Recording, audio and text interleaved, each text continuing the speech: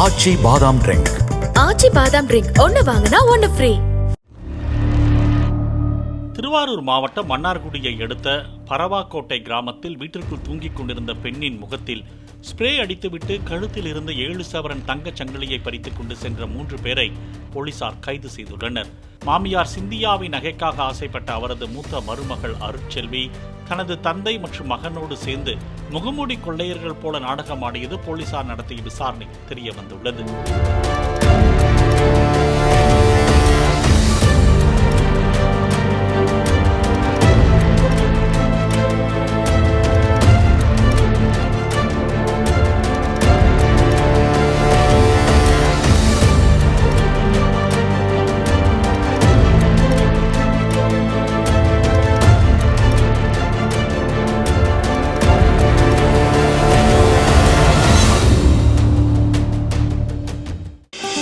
ஆச்சி பாதாம் ட்ரிங்க்.